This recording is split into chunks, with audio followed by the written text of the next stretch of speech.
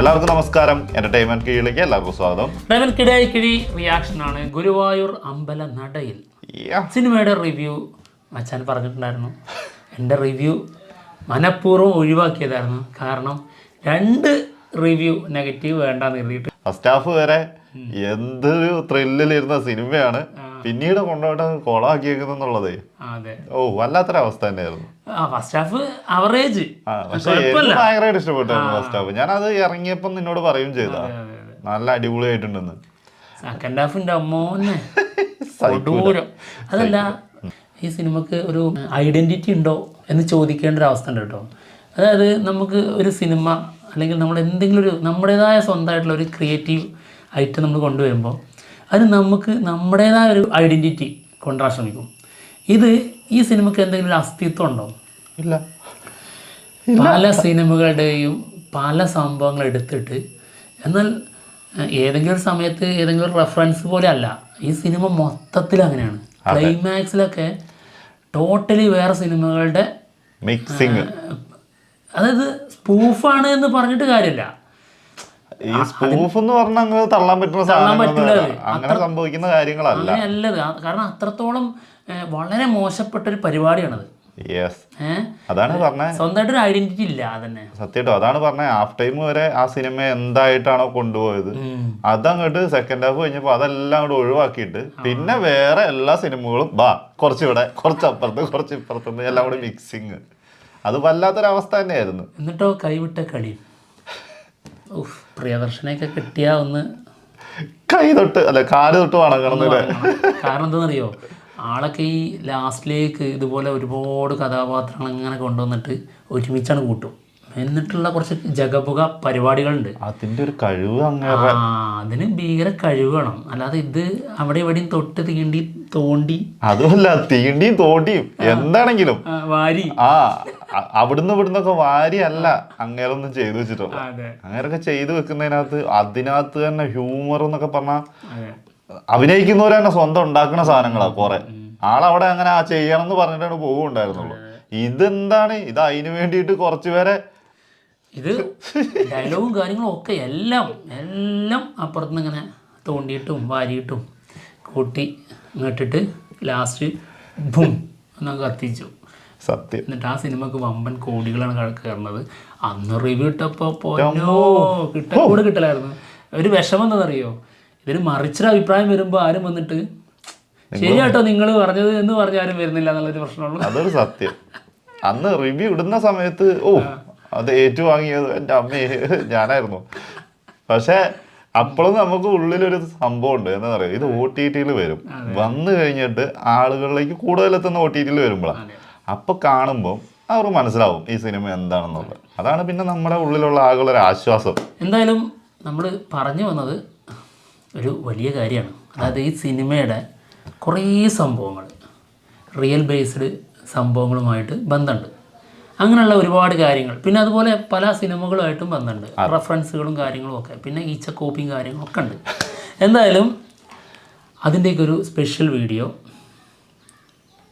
Khan Max Malayalam ഈ ചാനലിൽ വന്നിട്ടുണ്ട്. നമുക്കതൊന്ന് കണ്ടാലോ? കണ്ടു നോക്കാം. അനിയാ സാബിക്കേ മിണ്ടല്ലേ. ഓക്കെ, അപ്പോൾ നമുക്ക് എന്തായാലും റിയാക്ഷൻ ചെയ്യാം. യെസ്, പോന്നോട്ടെ. അതല്ല സോറി, വീഡിയോ എന്ന് പറയുന്നുണ്ട്. ഗുരുവായൂർ അമ്പലനടയിൽ 2024 മലയാളത്തിൽ വന്ന മറ്റൊരു സൂപ്പർ ചിത്രമാണ്. മിക്സഡ് റിവ്യൂകളോട് കൂടി കോടികളാണ് ആ ചിത്രം തിയേറ്ററിൽ നിന്നും വാരിയത്. പക്ഷേ OTT പ്രേക്ഷകരുടെ അഭിപ്രായം തികച്ചും വ്യത്യസ്തമായിരുന്നു. തിയേറ്ററിൽ ഹിറ്റാവുകയും OTT എയറിലാവുകയും ചെയ്യുന്നത് മലയാളത്തിൽ. ഈ സിനിമയിലെ ചില യഥാർത്ഥ സംഭവങ്ങളുടെ റെഫറൻസുകളെ കുറിച്ചും സിനിമാ റെഫറൻസുകളെ കുറിച്ചുമാണ് നാം ഈ എപ്പിസോഡിൽ സംസാരിക്കുന്നത്.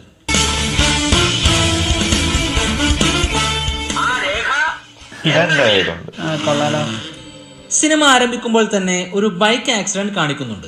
ആ ഒരു അപകടത്തിനും ഒരു പ്രത്യേകത ഉണ്ടായിരുന്നു.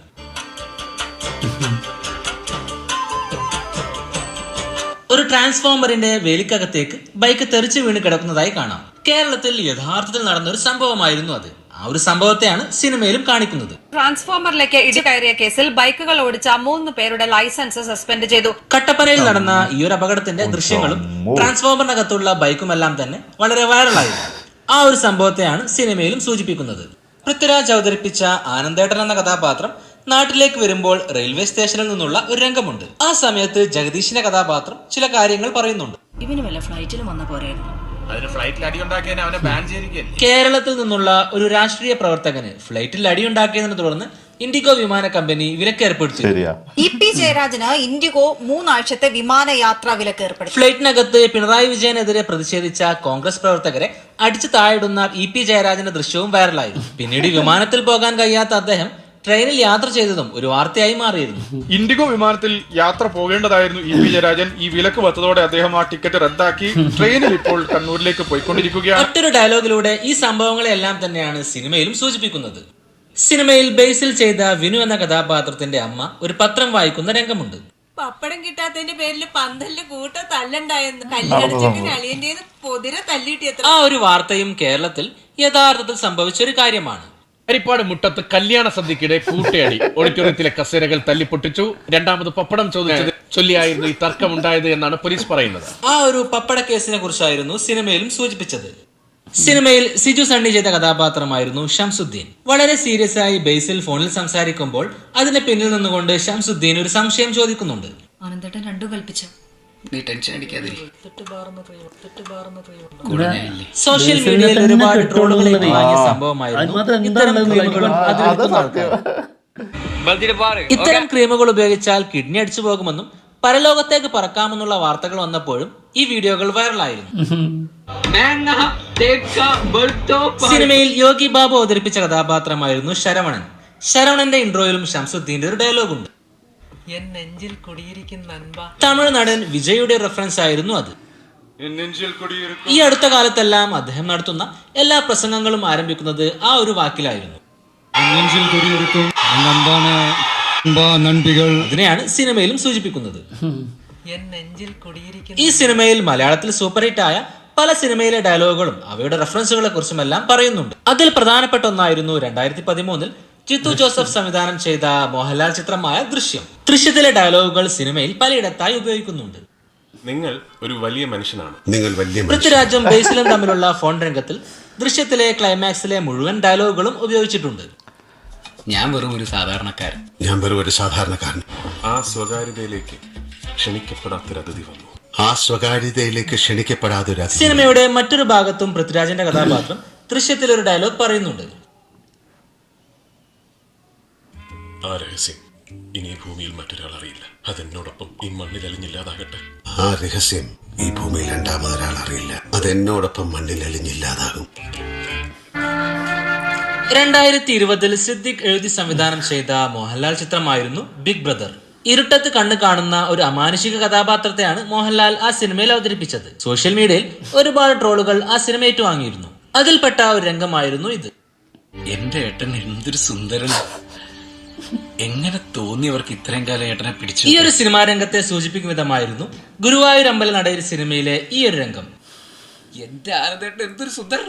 ആ സിനിമയിൽ ഏറെ പ്രശംസ നേടിയ കഥാപാത്രമായിരുന്നു ജോമോൻ ജ്യോതിർ അവതരിപ്പിച്ച ഡോക്ടർ ജോർജ് എന്ന കഥാപാത്രം. ഒരു രംഗത്തിൽ തന്നെ അദ്ദേഹം ഒരുപാട് സിനിമാ റെഫറൻസുകൾ ഉപയോഗിക്കുന്നുണ്ട്. ഞാൻ ജോർജ് 2018 ശങ്കർ രജനികാന്ത് ബ്രഹ്മാണ്ഡ ചിത്രം 2.0 അക്ഷയ് കുമാർ അവതരിപ്പിച്ച കഥാപാത്രമായിരുന്നു പക്ഷിരാജൻ. ആ ഒരു കഥാപാത്രത്തിന്റെ പേരാണ് സിനിമയിൽ ഡോക്ടർ ജോർജ് ഉപയോഗിക്കുന്നത്. ബാംഗ്ലൂർ ഡേയ്സ് സിനിമയിലെ ദുൽഖർ സൽമാന്റെ ഒരു ഡയലോഗും ആ കഥാപാത്രം അപ്പോൾ പറയുന്നുണ്ട്.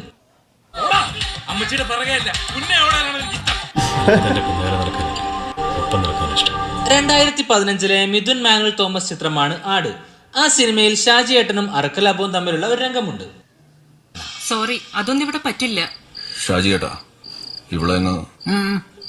ആ ഒരു രംഗത്തെ ഓർമ്മിപ്പിക്കും വിധമായിരുന്നു ഈ സിനിമയിലെ ഈ ഒരു രംഗവും.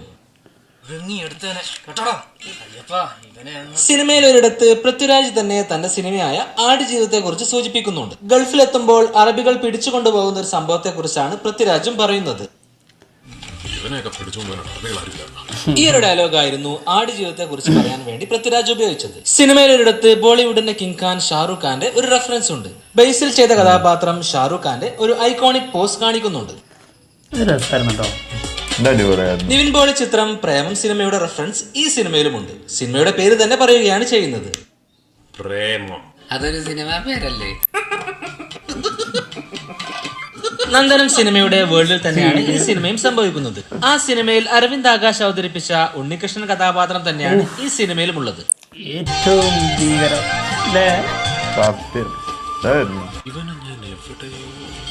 രണ്ട് സിനിമയിലും അവസാനം ദൈവത്തിന്റെ ഇടപെടലും നന്ദനം സിനിമയിലെ പ്രശസ്തമായ ചില ഡയലോഗുകളും ഈ സിനിമയിലും ഉപയോഗിച്ചിട്ടുണ്ട്. ആരെങ്കിലും ഗുരുവായൂർ നടയിൽ വെച്ച് കല്യാണം കഴിക്കുന്നതായി സ്വപ്നം കണ്ടിട്ടുണ്ടോ? ഗുരുവായൂർ അമ്പലനടയിൽ വെച്ച് ആരെങ്കിലും കല്യാണം കഴിക്കുന്നതായിട്ട് സ്വപ്നം കണ്ടിട്ടുണ്ടോ? രണ്ട് സിനിമയുടെയും ക്ലൈമാക്സ് ഡയലോഗ് ഒരുപോലെ തന്നെയാണ് ഉപയോഗിച്ചിരിക്കുന്നത്. ഞാനേ കണ്ടുള്ളൂ, ഞാൻ മാത്രമേ കണ്ടിട്ടുള്ളൂ. ഞാനേ കണ്ടുള്ളൂ, ഞാൻ മാത്രമേ കണ്ടുള്ളൂ. സിനിമയുടെ ക്ലൈമാക്സ് ഭാഗത്ത് താലി തട്ടിപ്പറിക്കുന്ന പല രംഗങ്ങളുമുണ്ട്. 1991 സിദ്ദിഖ് ലാൽ ചിത്രം ഗോഡ് ഫാദറിന്റെ ക്ലൈമാക്സുമായി ആ രംഗങ്ങൾക്ക് ഏറെ സാമ്യമുണ്ട്.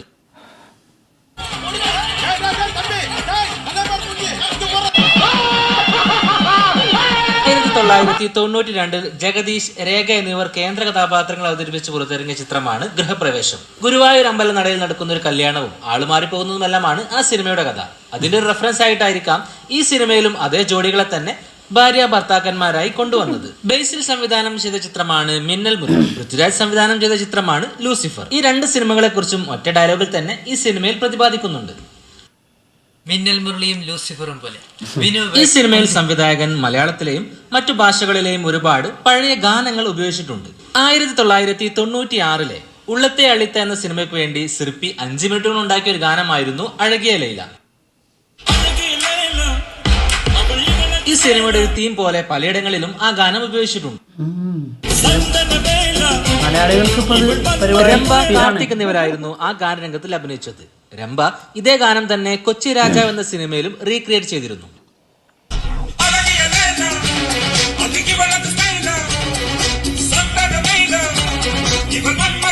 5 മിനിറ്റ് കൊണ്ട് സംവിധായകൻ സിർപ്പി ഈ ഗാനം ഉണ്ടാക്കിയത് 1995 ഹിഷാം അബ്ബാസിന്റെ അഹ്ലമ ഫീക്കി എന്ന അറബി ഗാനത്തിൽ നിന്നും കോപ്പി അടിച്ചായിരുന്നു.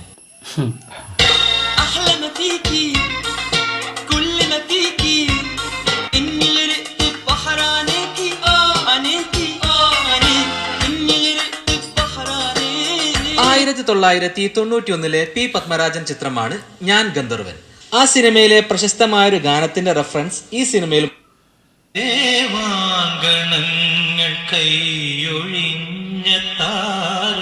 മായൻകുട്ടി വി എന്ന കഥാപാത്രത്തിന്റെ ടീഷർട്ടിലാണ് ആ ഗാനത്തിന്റെ ലിറിക്സ് എഴുതിയിരിക്കുന്നത്. കാക്കോത്തി കാവിലെ അപ്പൂപ്പൻ താടികൾ എന്ന സിനിമയിലെ കണ്ണാം തുമ്പി എന്ന ഗാനം ഇതിൽ ഉപയോഗിച്ചിട്ടുണ്ട്.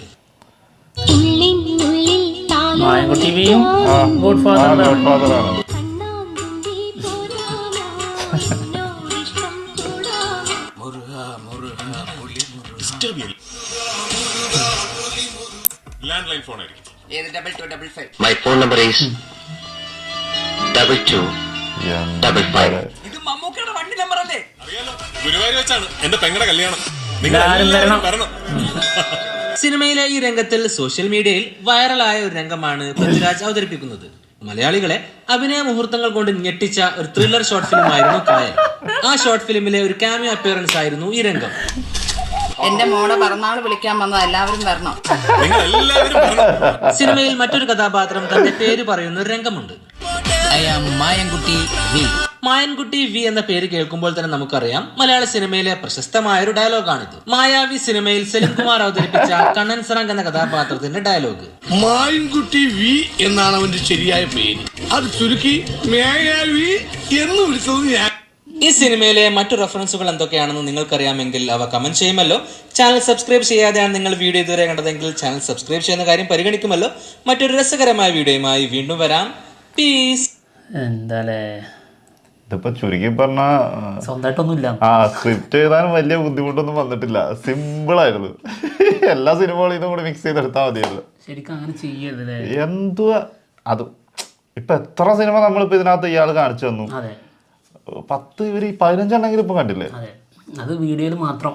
അത് അല്ലാതെ എത്ര ഉണ്ട്? അതല്ല എന്റെ ദൈവം, എന്തിനാണ് ഇങ്ങനെ അസ്തിത്വം അത്താണ് അതില്ലാണ്ടായിപ്പോ. അതില്ല, നമുക്കൊരു ഐഡന്റിറ്റി വേണം, സിനിമക്കൊരു ഐഡന്റിറ്റി എന്തായാലും വേണം.